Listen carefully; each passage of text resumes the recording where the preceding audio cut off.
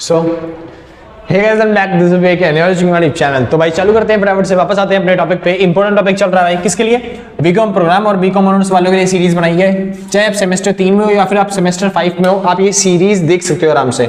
ठीक है, किस किस के लिए? बीकॉम प्रोग्राम और बीकॉम ऑनर्स वालों के लिए ये सीरीज है, सेमेस्टर 3 और सेमेस्टर 5 वालों के लिए। शुरू करते हैं। अगर आपकी बुक कौन सी है? ह्यूमन रिसोर्स मैनेजमेंट वाली। ठीक है, तो शुरू करते हैं चैप्टर नंबर 4 जिसका नाम है employee welfare and redressal of grievance.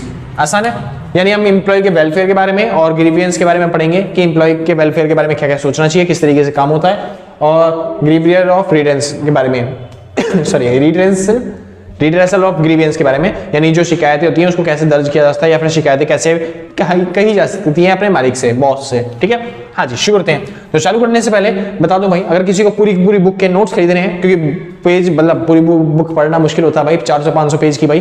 ठीक है, हाँ जी, तो हमने बहुत छोटे करके जो इंपॉर्टेंट टॉपिक लगता है हमको, बहुत ही इंपॉर्टेंट टॉपिक मतलब कि जो लगता है ना फालतू की चीज डिवोट आगे, जो जो इंपॉर्टेंट लगता है कि एग्जाम के पॉइंट ऑफ व्यू से ये इंपॉर्टेंट है, वो टॉपिक हमने उसके अंदर डाल रखे हैं नोट्स के अंदर। और अगर आप खरीदना चाहते हो तो इस नंबर पर कॉन्टैक्ट करके आप आराम से परचेज कर सकते हो। जो भी मिनिमम अमाउंट होगा व्हाट्सएप पे पे कर देना और उसके बाद क्या बोलते हैं आप परचेज कर लोगे। आसान भाई? हाँ जी, तो कॉन्टैक्ट करिए व्हाट्सएप पे इस नंबर पे नोट्स परचेज करने के लिए। ठीक है भाई?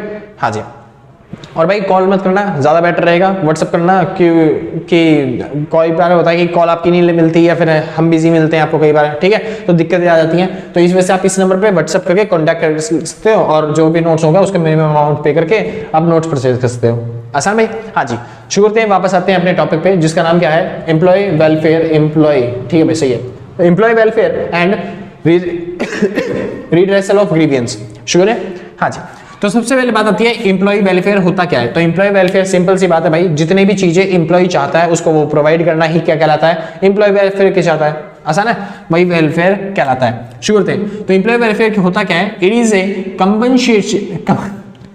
कंपनसेटिव term including various benefits and facilities offered to employees by the employer. यानी एम्प्लॉयर जितने भी फैसिलिटीज, जितने भी बेनिफिट्स, जितने भी तरह की चीजें प्रोवाइड करता है किसको?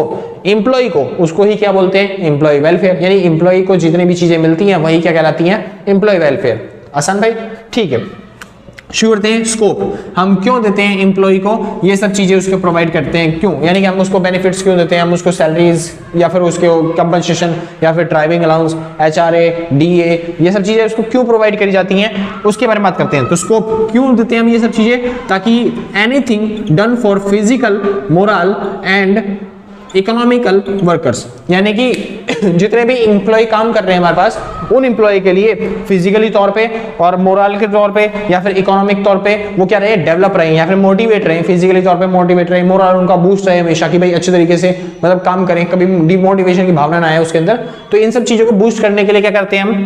क्या बोलते हैं? इनको प्रोवाइड करते हैं एम्प्लॉय को वेलफेयर। आसान है?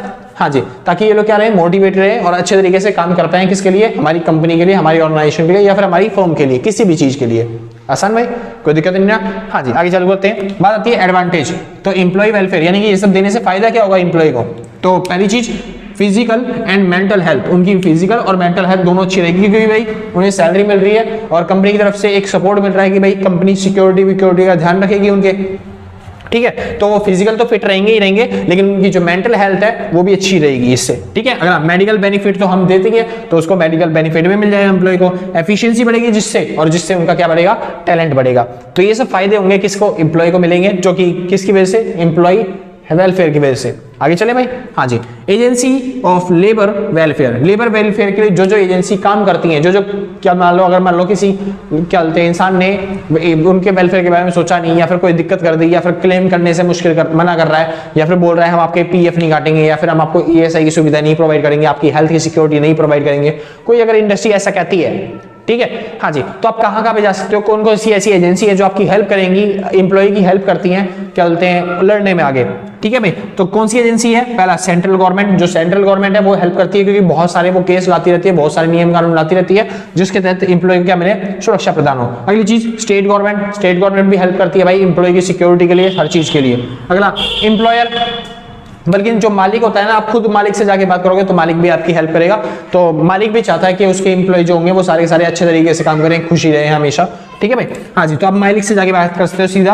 अगला ट्रेड यूनियन, जो लेबर की यूनियन होती है ना, हर जगह पे लेबर यूनियन होती है ना, हाँ जी, तो आप लेबर यूनियन या फिर ट्रेड यूनियन से जाके बात कर सकते हो, वो आपकी जो राइट्स हैं उनका ख्याल रखेगी। आगे चलते हैं भाई, चैरिटी। कुछ चैरिटी ऐसी होती है ऑर्गेनाइजेशन जो लेबर्स के लिए ही काम करती हैं, तो आप वहां पे चैरिटी में जाके केस वेस कर सकते हो आराम से, जो भी आपके साथ धोखाधड़ी करता है या फिर दिक्कत करता है, ठीक है।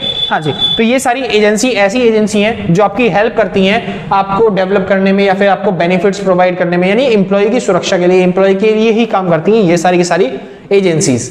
आसान भाई, कोई दिक्कत नहीं ना भाई, ज्यादा कॉम्प्लेक्स नहीं करना चाहता चीजों को, बस छोटे छोटे टॉपिक में समझाना चाहता हूं कि वो चीजें जल्दी कर लो, ठीक है, क्योंकि आपका एग्जाम बहुत तेजी से आ रहे हैं, ठीक है। हाँ जी, तो बहुत छोटे टॉपिक समझा रहा हूँ क्योंकि आप बना के कर सकते हो आराम से, इसके अंदर जितने भी होंगे कंटेंट आप लिख सकते हो, ठीक है। ज्यादा डीपली नहीं घुस रहा मैं, क्योंकि पेपर में वो चीज याद नहीं आने वाली डीपली, जो भी क्या बोलते हैं जो मेन टॉपिक होते हैं ना वो खाली याद रहते हैं, तो इस वजह से श्योर है।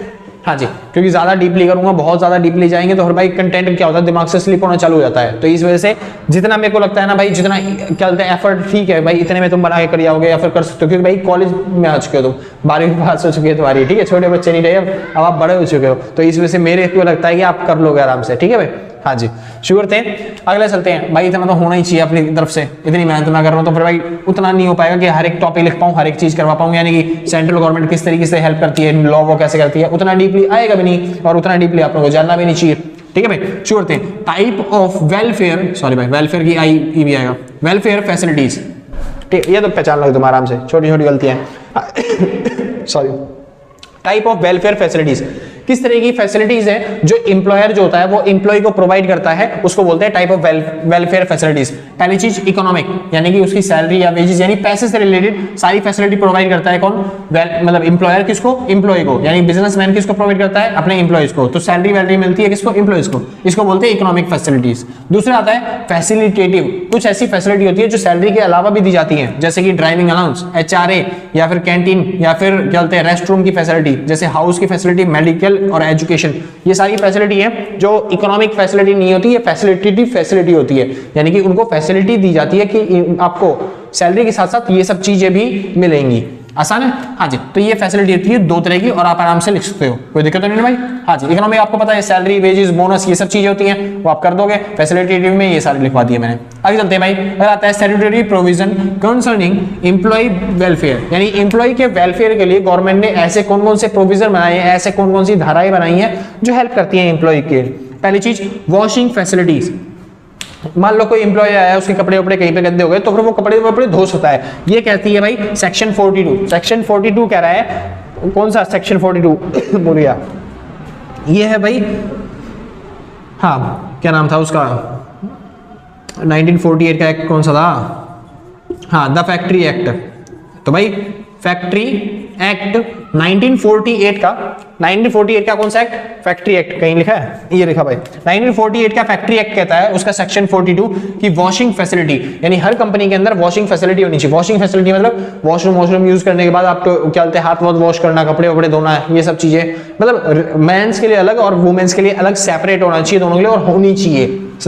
हर कंपनी के लिए मैन और फीमेल, मेल और फीमेल के लिए सेपरेट वॉशिंग फैसिलिटीज होनी चाहिए। आगे चले, वॉशरूम ये सब चीजें अलग होनी चाहिए। अगली चीज स्टोरिंग एंड ड्राइंग क्लॉथ, यानी कि अपने जो कपड़े हैं या फिर जो गंदे कपड़े हैं या फिर जो सूखे कपड़े हैं उनको अलग रखने के लिए जगह होनी चाहिए कि भाई जो वो आया एम्प्लॉय आया, क्योंकि भाई घर से किसी और कपड़े में निकलते हैं, कंपनी में आके किसी और कपड़े में काम करना होता है ना भाई। मान लो कोई कंपनी, ऐसी कंपनी है जो कोयले की कंपनी में काम करता है, तो ये थोड़ी ना कि गंदे कपड़े पहन के चलेगा हमेशा, घर से साफ सुथरे कपड़े पहन के जाते हैं एम्प्लॉय में काम करने के लिए, ठीक है, और वहां पे चलते हैं कपड़े चेंज कर लेते हैं और फिर काम करना चालू करते हैं। तो वो कपड़े सुखाने मुखाने के लिए जगह होनी चाहिए साफ सुथरी अलग से, ठीक है। अगली चीज सीटिंग फैसिलिटीज, यानी सेक्शन 44 कहता है, अच्छा ये सेक्शन 43 में लिखा था, अगला सेक्शन 44 कहता है सीटिंग फैसिलिटीज होनी चाहिए। सीटिंग फैसिलिटीज मतलब बैठने की सुविधा होनी चाहिए जितने भी एम्प्लॉय काम कर रहे हैं उनके लिए। हाँ, अगर कोई काम ऐसा है कि जो मशीनरी में जो खड़े खड़े काम करना है तो उनके लिए खड़े खड़े काम करवाओ, कोई दिक्कत वाली बात नहीं है। लेकिन जब उनको रेस्ट का टाइम मिलता है तो फिर यानी खाना वाना खाने के टाइम पे, तो ऐसी फैसिलिटी होनी चाहिए कि जहां पे वो बैठ के क्या कर सकते हैं, काम कर सकते हैं। आसान है, मतलब खाना वाना खा सकते हैं, बेस्ट मतलब रेस्ट करने के लिए जगह होनी चाहिए, सीटिंग फैसिलिटीज होनी चाहिए उनके पास, ठीक है। अगला चीज फर्स्ट एड, सेक्शन 45 कहता है कि भाई अगर किसी को एम्प्लॉय को चोट वोट लग जाती है तो फिर उसके लिए फर्स्ट एड होनी चाहिए। अगला सेक्शन 46 कहता है कैंटीन, खाने वाने के लिए कैंटीन वैंटीन होनी चाहिए, वो किसी भी तरीके की मैटर नहीं करता, चाहे कंपनी प्रोवाइड कर रही हो चाहे एम्प्लॉय ले रहा हो, मगर वो कैंटीन होनी चाहिए और उसके अंदर अच्छे तरीके से खाने मिलने चाहिए। आगे चलते हैं भाई, लेबर वेलफेयर ऑफिसर। अब ये लेबर वेलफेयर ऑफिसर क्या होता है? लेबर वेलफेयर ऑफिसर होना जरूरी है और वो कहता है भाई कि एक कंपनी के अंदर एक लेबर वेलफेयर ऑफिसर होना जरूरी है। वो कौन से एक्ट कहते हैं? वो कहते हैं फैक्ट्री एक्ट 1948 और उसके बाद हाँ जी प्लांटेशन लेबर एक्ट 1951 और माइंस एक्ट 1951। ये सारे एक्ट बोलते हैं कि हर एक कंपनी में एक लेबर वेलफेयर होना जरूरी है, यानी कि जो जैसे एचआर होते हैं, हाँ जी, तो वो बता सकता है कि जो एम्प्लॉय है उनके लिए क्या करना चाहिए और क्या नहीं करना चाहिए। जो भी प्रॉब्लम्स होगी वो सारे के सारे एम्प्लॉयज किसको जाके बता सकते हैं? लेबर वेलफेयर को बता सकते हैं। आसान है, इस इंसान को बता सकते हैं। अच्छा, ये लेबर वेलफेयर ऑफिसर जो होगा ये क्या क्या काम करता है कंपनी के अंदर? तो वो क्या काम करता है? पहला एडवाइजरी, ये एडवाइस प्रोवाइड करता है किसको? जो भी एम्प्लॉयज होते हैं उनको। अगला सर्विस ओरिएंटेड, इसका काम होता है सर्विस प्रोवाइड करना, ये नहीं कि बॉस की तरह अगर आपसे जाके बैठ जाएगा, नहीं, इसका काम होता है सर्विस देखना। वो देखता रहेगा कि किसी एम्प्लॉय को जरूरत तो नहीं है मेरी, कोई क्या दिक्कत में तो नहीं आ रहा किसी कोई एम्प्लॉय, ठीक है। तो ये सर्विस ओरिएंटेड इसकी होती है पूरी प्रोसेस।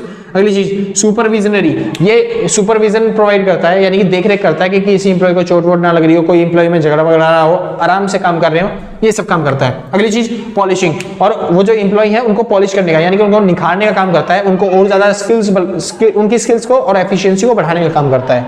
आसान है भाई? हाँ जी, ये काम है लेबर वेलफेयर ऑफिसर के। शुरू करते हैं। अगला आता है छोटा सा टॉपिक है एम्प्लॉय पता नहीं भाई तुम बता नहीं दे यार गले की दवाई। हाँ जी, ग्रीवियंस। अब एम्प्लॉय ग्रीवियंस क्या होता है? A formal complaint raised by an employee towards the employer within the workplace, यानी कि एक ऐसे सब सीधी बात, एम्प्लॉय ग्रीवियंस होता क्या है? अगर किसी की शिकायत है किसी ऑर्गेनाइजेशन से या फिर एचआर से, किसी एम्प्लॉयर से या फिर किसी भी बिजनेस से, अगर मान लो किसी एम्प्लॉय को कोई दिक्कत आ रही है बिजनेस से, तो वो कैसे कंप्लेंट कर सकता है, कैसे बोल सकता है अपनी दिक्कतों को कैसे बता सकता है? उसको बोलते हैं एम्प्लॉय ग्रीवियंस। तो ग्रीवियंस मतलब होता है शिकायत और एम्प्लॉय मतलब एम्प्लॉय की शिकायत। तो क्या होता है भाई एम्प्लॉय ग्रीवियंस? एक फॉर्मल कंप्लेंट होती है रेज्ड बाय एन एम्प्लॉय, एक एम्प्लॉय जो करता है किसके बिहाफ पे, मतलब किसके लिए, किसके टुवर्ड्स, हाँ जी, टुवर्ड्स एन एम्प्लॉय, या फिर एचआर भी हो सकता है या फिर मैनेजर भी होता है, कोई भी। तो अगर कोई शिकायत करता है एम्प्लॉय, तो उस शिकायत को क्या बोलते हैं? Employee grievance. आसान है, शिकायत मतलब होता है ग्रीवियंस करना। तो यानी कि अगर कोई एम्प्लॉय शिकायत करता है तो उसको बोलते हैं एम्प्लॉय ग्रीवियंस। शुरू करते हैं। सोर्सेज, हम किस किस तरीके से जो है शिकायतें अपनी बोल सकते हैं, किस किस के बिहाफ पे हम शिकायतें कर सकते हैं। पहला मैनेजमेंट पॉलिसी, हम जो मैनेजमेंट की जो पॉलिसी है उसके बिहाफ पे हम शिकायत कर सकते हैं कि भाई ये पॉलिसी ऐसी नहीं होनी चाहिए, ये पॉलिसी इस तरीके से होनी चाहिए। यानी मैनेजमेंट की पॉलिसी के लिए हम क्या कर सकते हैं? शिकायत दर्ज कर सकते हैं कि भाई मेरे को ये जो वाली पॉलिसी अच्छी नहीं लगी। अगला वर्किंग कंडीशन, जो कंपनी के अंदर वर्क कंडीशन है, यानी जिस तरीके से काम करवाया जाता है, अगर आपको कोई इससे दिक्कत है तो आप शिकायत दर्ज कर सकते हो, ग्रीवियंस डाल सकते हो, ठीक है, कि मेरे को इस वर्किंग कंडीशन में काम नहीं करना, इस वर्किंग कंडीशन से मेरे को दिक्कत है। अगला पर्सनल फैक्टर, कुछ ऐसे पर्सनल फैक्टर हो सकते हैं जो केवल आप पे एप्लीकेबल होते हैं, आपको नहीं लगता कि मैं इस काम में मैं ये काम नहीं कर पाऊंगा इस तरीके से, तो भाई आप आराम से ग्रीवियंस डाल सकते हो, अपनी शिकायत बता सकते हो कि मैं क्या क्या काम कर पाऊंगा क्या नहीं कर पाऊंगा पर्सनल तौर पे भी, ठीक है भाई। हाँ जी, आगे चलते हैं। अगला आता है हैंडलिंग ग्रीवियंस। अब कैसे हैंडल किया जाएगा? जो एम्प्लॉयर है, वो मालिक है, वो कैसे हैंडल करेगा ग्रीवियंस को, शिकायतों को? पहला मे और मे नॉट बी रियल, जो शिकायतें होती हैं पहले वो देखेगा रियल है या फिर नहीं है, क्योंकि शिकायतें झूठी भी हो सकती हैं और शिकायतें सच्ची भी हो सकती हैं, ठीक है। तो उसको चेक करना है पहले ग्रीवियंस को, शिकायतों को, कि वो सही है या फिर गलत। उसके बाद कॉजेज, उसके बाद वो पहचानता है कि उसके कारण क्या है, वो जो शिकायत वो कर रहा है उसको कारण क्या है, उसको कैसे सॉर्ट आउट कर सकते हैं, ठीक है भाई। हाँ जी, अगला इंडिविजुअल और ग्रुप। तो जो एम्प्लॉयर है वो देखता है भाई अगर इंडिविजुअल शिकायत है तो शायद कोई एक बार भी छोड़ भी दे, लेकिन जो ग्रुप की शिकायत है, यानी ज्यादातर लोग अगर कोई शिकायत कर रहे हैं किसी बारे में, तो उसको नहीं छोड़ सकता भाई, उसको नजरअंदाज नहीं करा जा सकता। तो भाई इस तरीके से वो पहचानेगा कि कौन सी ग्रीवियंस काम की है, मतलब कौन सी शिकायतें काम की है, किसको मैं ठीक करूं और किसको मैं ठीक ना करूं। आसान भाई।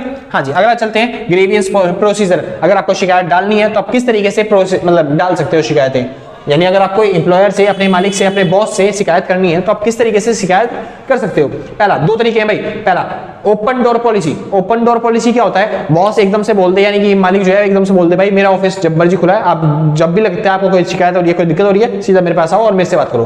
आसान है। हाँ जी, इसको बोलते हैं ओपन डोर पॉलिसी, यानी जब आप सीधा जाके मालिक से बात कर सकते हो या फिर जिससे शिकायत हो रही है आप उससे जाके बात कर सकते हो, उसको बोलते हैं शिकायत दर्ज कर सकते हो। इसको बोलते हैं ओपन डोर पॉलिसी, यानी कि आपके दरवाजे हमेशा के लिए खुले होते हैं। अगला step ladder procedure. Step ladder procedure क्या होता है? एक तरीके से आपको पता है एक लाइन ऑर्गेनाइजेशन होती है, जैसे कि पहले वो होता है बोर्ड ऑफ डायरेक्टर्स, ठीक है। हाँ जी, क्या लिख रहा हूँ मैं, डीओबी, ये होता है बोर्ड ऑफ डायरेक्टर्स। उसके बाद होते हैं भाई मैनेजर्स, उसके बाद होते हैं भाई सुपरवाइजर, उसके बाद होते हैं एचआर वाले, और उसके बाद कौन होते हैं, सॉरी एचआर ऊपर होता है, एचआर, फिर उसके होता है सुपरवाइजर, फिर उसके बाद होते हैं लेबर। अगर मान यहाँ पे क्या है भाई, step ladder procedure. Step ladder procedure में आपको सीढ़ियों की तरह चलना है। अगर आपको कोई शिकायत है तो आप इसके पास जाओ, इसको कोई शिकायत होती है तब इसके पास जाएगा, इसके पास कोई शिकायत है तो इसके पास, इसके पास कोई शिकायत है तो इसके पास, ऐसा है ना। यानी कि सीढ़ियों की तरह चलोगे, एक एक कदम करके चलोगे आप, ये नहीं एकदम से छलांग मार के सीधा बॉस के पास पहुंच जाओगे। तो ये दो तरीके हैं जिस तरीके से आप अपनी शिकायतें दर्ज कर सकते हो। ये दो तरीके हैं शिकायतों को दर्ज करने के, ग्रेवियंस को दर्ज करने के। आसान है भाई। हाँ जी, यहाँ पे होता है आपका चैप्टर खत्म, ठीक है। और इसके अलावा कुछ चैप्टर बचा नहीं, मतलब कि छोटे छोटे टॉपिक क्या बोलते हैं बचे नहीं इसके, मतलब छोटे छोटे रह रहे होंगे, 2-3 पॉइंट वो आप आराम से कर लोगे। वैसे उतना इंपॉर्टेंट है भी नहीं वो, ठीक है भाई। हाँ जी, ये टॉपिक था भाई अच्छी ग्रेवियंस किस तरीके से होती है, ये सब बता रखा था, जो कि मतलब शिकायतें जो होती हैं वो अच्छी तरीके से कैसे पहचान जाए, कौन सी अच्छी शिकायत है कौन सी बुरी शिकायत है, वो मैंने बता दिया। आप इसी को बना के लिख दोगे, ठीक है। हाँ, किसको कहा गया वो टॉपिक था ना अभी बताया था, ये रहा कि वो शिकायतें होंगी या फिर नहीं होंगी, उस तरीके से पहचान के आप लिख दोगे आराम से। तो भाई यहाँ पे खत्म होता है आपका चैप्टर, तो बहुत ही छोटा चैप्टर था। तो करते हैं अगली, मतलब आज के लिए बस नहीं, मिलते हैं कल सेम टाइम। अच्छा एक सेकंड भाई, वेट, क्या अगर किसी को नोट्स परचेज करने तो आप इस नंबर पर कांटेक्ट करके नोट्स परचेज कर सकते हो। और भाई इतनी मेहनत आपके लिए कर रहे हैं, पूरा चैप्टर आपको याद करवा रहे हैं, पूरी बुक आपके लिए बनाई है, तो भाई थोड़ा सा लाइक और सब्सक्राइब तो बनता है ना भाई। हाँ जी, तो अगर किसी ने लाइक शेयर सब्सक्राइब पहले से कर रखा है तो सही बात है भाई, सच बता रहा हूँ, दिल से कलेजे से फेफड़ों से गुर्दों से सच में थैंक यू है, ठीक है भाई। हाँ जी, और जिसने नहीं किया मेरे को पता आपने नहीं किया तो कर दो यार प्लीज, किस चीज का वेट है। तो मिलते हैं आपकी अगली वीडियो के साथ। तो आज के लिए बस नहीं, मिलते हैं कल सेम टाइम सेम दिन, और टाटा बाय बाय।